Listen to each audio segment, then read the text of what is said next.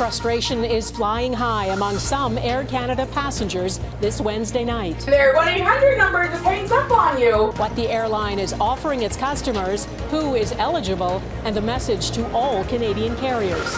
Israel begins the takeover of Gaza City, where many Palestinians have already moved to, and signs America's support for Israel is waning. The U.S. president's problem with museums. We want the museums to talk about the history of our country in a fair manner. Why he says they're too woke, and how curators are responding. Plus, a fossil older than the dinosaurs. My heart skips a beat. How Canadian paleontologists stumbled upon remains of a dragonfly, tens of millions of years old.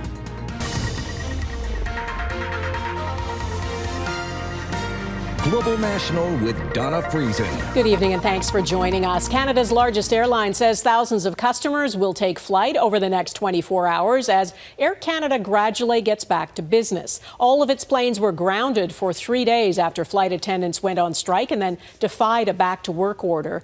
The airline is also dealing with a backlash from frustrated customers who had their plans disrupted. Heidi Petracek on the progress made and what still needs to be done. With Air Canada passengers moving again, the airline is sending a message to those still waiting to get on board. We truly appreciate your continued patience. That's from the airline's new online portal for affected customers, which states more than 90,000 people are expected to resume travel between Wednesday and Thursday. The effort to communicate with passengers falling flat for some. Big zero. I think it definitely could have been handled much better. This Calgarian's flight from Ottawa was cancelled Friday night after passengers had already boarded the plane. Once back inside the terminal, a fellow came around and said, listen, there's no flights. We're really sorry, but your standing here is like useless. She says she paid another airline 3 times the regular fare to get home. In an email to Global News, Transport Canada says it is calling on Canadian carriers to not gouge stranded passengers. Air Canada knew this was a possibility months ago. They could have planned, they could have resourced it, and that to me is an abject failure of customer service. Air Canada has set up an online form for passengers to get money back if they paid for alternate flights within 5 days of their original departure date. The company calls it reimbursement of a reasonable fare on another airline. A step one air passenger rights advocate calls a start. It doesn't go far enough. Those passengers who travel internationally are owed meals, accommodation, lost wages, and missed prepaid events. Meanwhile, the federal body that oversees compliance with Canada's air passenger protection regulations tells Global News our enforcement team is actively looking into the situation and will take appropriate action as necessary. The Canadian Transportation Agency also takes passenger complaints, but with 85,000 already in the queue, the thousands that could come from this won't see speedy results. Heidi Petracek, Global News, Halifax. The Canadian Union of Postal Workers has presented new offers to Canada Post seeking higher wages and staffing changes. The union, representing 55,000 postal workers, went back to bargaining with the company today. Unionized workers rejected Canada Post's latest offer earlier this month. The next round of talks is scheduled for Friday. Canada's top soldier joined NATO defense chiefs today to talk about what can be done to give Ukraine security guarantees. Any peace deal with Russia would require some kind of military assurance Ukraine is safe from future Russian attacks. At the same time, though, Russia's foreign minister said today there cannot be any security guarantees unless Russia is involved. Eric Sorensen explains where that leaves things. Overnight fires in the Sumy region and in Odessa that Ukraine says are from unrelenting Russian drone attacks. A clear message to Ukraine's leader and his allies who met with President Trump in Washington this week that peace is not on the table yet. NATO defense officials met virtually today, including Canada's Chief of the Defense Staff, General Jenny Karinian, to consider security guarantees for Ukraine. Russia's foreign minister Sergei Lavrov dismissed those meetings. Прекрасно понимают, что всерьез обсуждать Seriously discussing security issues without the Russian Federation, he says, is a road to nowhere. Still, the Europeans are now working with the Trump administration. We're talking about concrete steps towards security guarantees, says this German government spokesman. Analysts say Vladimir Putin is stalling to gain more ground and bargaining power, but that the Europeans are beginning to pull together. They have no illusions as to what Vladimir Putin's ultimate aim here is in all of this. So I think it shows that they are vigilant to it and are not willing to cede kind of the narrative and the momentum to Putin. Most of the war has been fought on the ground in eastern Ukraine. Much of it is controlled by the Russian military, including Luhansk and Donetsk, the Donbass region, which has a significant Russian-speaking population. One-peace scenario could see Russia acquire all of the Donbass while agreeing to freeze its troops in Zaporizhia and Kherson, while retaining a direct land connection to Crimea. But any settlement that sees Russia keep Ukrainian territory will be very hard for Ukraine to accept. Ukraine has lost so many lives defending its territory, President Zelensky is not willing to formally trade land for security. Some analysts say the goal now is a ceasefire, then make what Ukraine controls secure. The point is to deter the Russians from invading once there is a ceasefire. The security guarantees need to be about turning that country into a porcupine so it can't be attacked and swallowed again. U.S. President Trump has not ruled out helping Ukraine with its security, and that is pressure the Europeans hope can lead to a ceasefire. Eric Sorensen, Global News, Toronto. A Canadian judge who sits on the International Criminal Court is among 4 people being sanctioned over what the Trump administration claims are efforts to prosecute Americans and Israelis without consent. The U.S. State Department says Kimberly Prost authorized the ICC's investigation into U.S. personnel in Afghanistan. Sanctions involve blocking financial transactions and property owned in the U.S. The U.S. calls the ICC a national security threat and does not recognize its authority. Israel has accused the court of anti-Semitism. The court says the move is an attack on its independence and a threat to international order. Israel's government has given the go-ahead for a controversial settlement plan in the occupied West Bank. It allows for thousands of Israeli homes to be built, and they would effectively cut off the West Bank from East Jerusalem and divide the territory into 2. Israel's finance minister says the idea of a Palestinian state is being erased. The settlements are considered illegal under international law. And in Gaza, the Israeli military says it's begun its planned offensive to occupy Gaza City. It's calling up tens of thousands of Israeli army reservists, and nearly 1 million Palestinians will be forced out or be killed. As Redmond Shannon reports, many of them have already been displaced multiple times. Gasping for air and grasping to life. Gazans rescue 23-year-old Saja Hamad among those lucky enough to survive Israeli airstrikes on central Gaza. Those to the north in Gaza City prepared for a renewed onslaught as Israel's military says it has begun preliminary actions to occupy the Strip's largest city. This man says there is nowhere left to go. But many have already started to flee Gaza City to the small patches of Gaza that remain unoccupied by Israeli troops. Now weighing their fears with the renewed hope of a 60-day ceasefire accepted this week by Hamas. But Israel insists it won't agree to anything less than all Israeli hostages being released, even though it offered a similar partial deal in May. Then it fits into the broader scheme of Netanyahu working to block deals from happening. And it's only a different tactic every time that is preventing a deal from being signed. This Middle East analyst believes Israel's mobilization of tens of thousands of reservists could be seen as a pressure tactic on Hamas. But it could also make what is now a deeply unpopular war even more divisive in Israel. The Israeli public is willing to pay high prices for its security. But in such a reality, after people serving for so long and with so many question marks about the necessity and the price of this action, I think it will impact the motivation. News of a Hamas ambush on an Israeli position in southern Gaza will likely only deepen Israeli fears about what the Gaza City operation could mean for reservists. A new poll from Reuters suggests Israel is losing support among US voters too. 59% there think Israel's military response in Gaza has been excessive. A similar number believe in recognizing the state of Palestine, and almost 2/3 say the US should take action to combat starvation in Gaza. Israel's ability to continue its offensive in Gaza relies, as ever, on Washington. Donna? All right, Redmond in London, thank you. In Afghanistan, a bus crash has killed 79 people, including at least 19 children. The bus collided with a motorcycle and a truck transporting fuel, triggering a huge explosion. Witnesses say it took firefighters about half an hour to arrive. Authorities say the bus was carrying Afghan refugees who had recently been deported from Iran.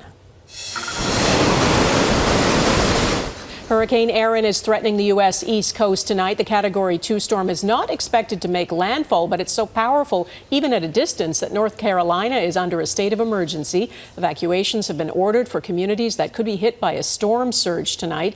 Erin is moving north. It will likely bring strong winds and waves to parts of Atlantic Canada starting on Friday.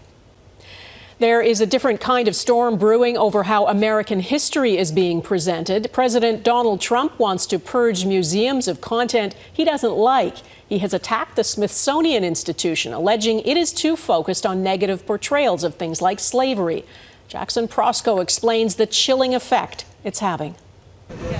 Washington's Smithsonian museums tell the complicated story of American history, from war to slavery and segregation. We want the museums to talk about the history of our country in a fair manner, not in a woke manner or in a racist manner. Upset about how that history is presented, President Donald Trump has decided to draw an ideological line in the sand. Our museums have an obligation to represent what happened in our country over the years, good and bad. On social media, he went further, writing, "The Smithsonian is out of control, where everything discussed is how horrible our country is, how bad slavery was." He complained there's nothing about success, nothing about brightness. I think that we should include everything, including the good and the bad, and highlight the bad and see how we're learning from that. Visitors to Washington fear an attempt to rewrite the past to fit Trump's preferred vision of it, with the worst chapters of history potentially whitewashed. We literally just visited, the Lincoln Memorial, the Lincoln Monument, and what he did for slavery in this country. To think that Trump is almost disregarding that is quite sad.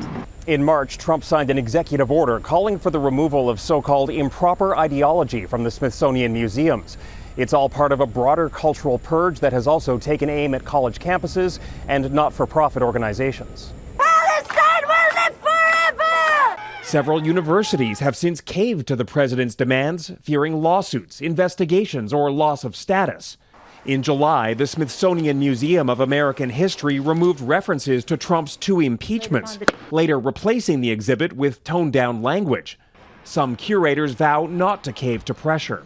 The curators, we are historians first, and we care deeply about just, wanting to tell stories as accurately as possible. In this moment of political upheaval, it's not clear an accurate telling of history can still stand the test of time, as the president takes aim at the story of America.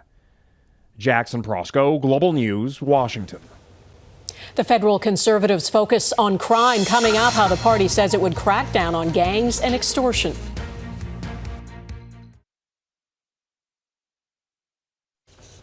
Fresh off winning a seat in the House of Commons, federal Conservative leader Pierre Poilievre has switched from campaigning to talking policy. At the site of a recent shooting in Surrey, BC, Poilievre outlined his plan to tackle gang violence and shut down what he calls Canada's extortion crisis. Neetu Garcha reports.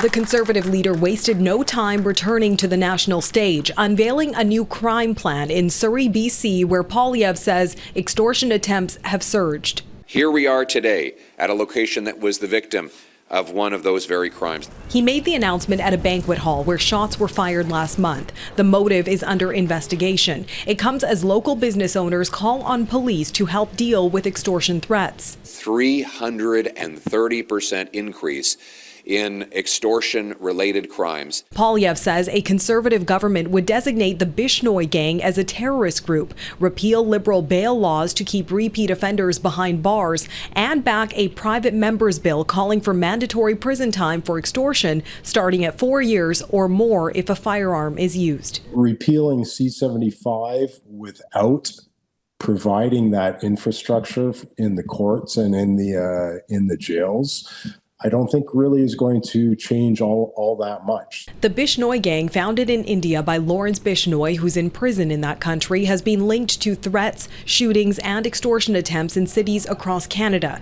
In June, BC Premier David Eby and Brampton Mayor Patrick Brown also called for it to be labeled a terrorist entity. It will allow police to charge anyone who here in Canada helps this organization do its work. There's a lot of problems with the system. I don't think we're going to fix everything with one conservative platform. The mandatory minimums part of the conservative plan could also face legal hurdles. Polyev's announcement setting the stage for what's expected to be a fiery return to Parliament Hill this fall, as crime, public safety, and foreign interference increasingly shape the national debate. Neetu Garcha, Global News, Vancouver. The Canadian Federation of Independent Business says it has new data that shows small businesses are being hardest hit by the trade war with the U.S. The CFIB says nearly 2/3 of small businesses face higher expenses because of extra tariff costs, and 48% are seeing lower revenues. It says nearly 1 in 5 of those small businesses will not be able to last more than 6 months, and nearly 4 in 10 say they'll last less than a year if the tariffs remain as they are. Ontario's Premier maintains Canada must not give in to President Trump. We should hit him back twice as hard, and I've said this to the Prime Minister. If you roll over, this guy just keeps beating you and beating you and beating you. And the rest of the world goes back and kisses his behind all the time. Oh, yes, yes. We aren't going to do that. We're going to fight like we've never fought before. Lung cancer risks. Even non-smokers can get it. Ahead, the other factors for the disease.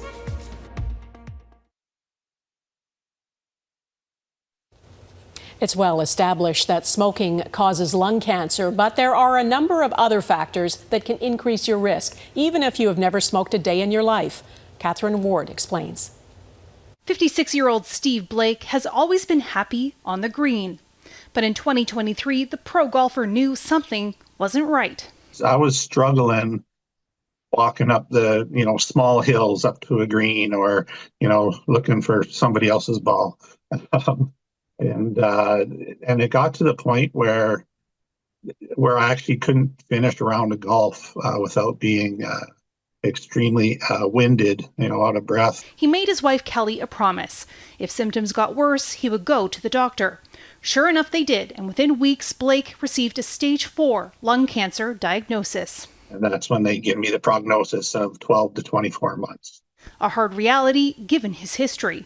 I've been a non-smoker all my life, have always been very active in sports.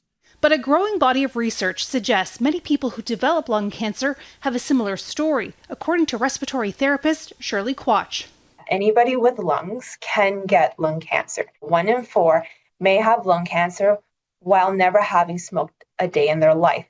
And so that percentage can really change dependent on the year and also dependent on the location of where we're talking about and also time periods.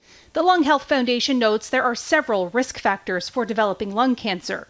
They can include exposure to air pollution, including wildfires, secondhand smoke, and also the buildup of radon gas in homes, which, according to government data, can vary widely depending on where you live. Blake has undergone several treatments and even participated in a clinical trial, as he looks to hold on to as much time as possible.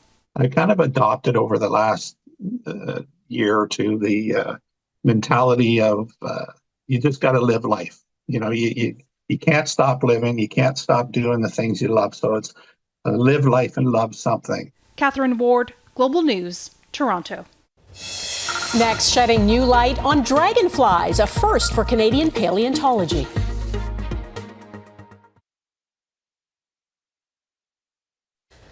Dragonflies are beautiful, unparalleled masters of flight, and they have managed to thrive for hundreds of millions of years. Now, a group of researchers out of Montreal is making headlines after they confirmed the discovery of a dragonfly wing fossil. It's been identified as a new species, and as Mike Armstrong explains, it is the first fossil of its kind found in Canada that dates all the way back to the era of the dinosaurs. It was one of those discoveries made by accident. The team of paleontologists from McGill University was working in Alberta's Dinosaur Provincial Park in 2023, a very special place for people in their business. Oh, I mean, it's the place to be. Andre Mueller was at the time an undergrad student in the group. He says they were focused on plant fossils, but he suggested they also be on the lookout for anything strange that might be an insect. Well, another student cracking rocks did find something that looked similar to a leaf, but different. She shows it to me. I have a look at it. My heart skips a beat, and I have this really strong feeling that I think it's something else, but, not trying to psych myself up in case I get disappointed. It was, in fact, the hind wing of a dragonfly, and a special one. A dragonfly fossil that predates the dinosaurs has been found before, and some from after the dinosaurs, but none have been found in Canada that lived in the era of the dinosaurs. There was a 30 million year gap. The fact that we got one smack dab in the middle helps bridge that evolutionary mystery, missing link, one could say. Dragonflies are one of the oldest lineages of winged insects. They've barely changed in more than 300 million years and have lived through multiple mass extinctions. Now, what the team found would have been larger than the ones in nature today. Its wingspan was about the width of a human hand. Finding a new species means the team gets to decide what to call it. We named it Cordoaladensa acorni after John Acorn. No doubt about it, I'm a nature nut. The University of Alberta's John Acorn hosted a show devoted to nature. Hey, did you see that? Many on the team that made the discovery grew up watching and following Acorn's work. Naming the new species after him was meant as a small gesture to show he was a big inspiration. Mike Armstrong, Global News, Montreal. And that is Global National for this Wednesday. I'm Donna Friesen. Tonight's Air Canada showcases the Citadel in Quebec City, a cabin in the Proskow Mountains near Invermere, BC, and the Memorial Park in Darlingford, Manitoba. Thanks for watching, and hope to see you here again tomorrow. Bye-bye.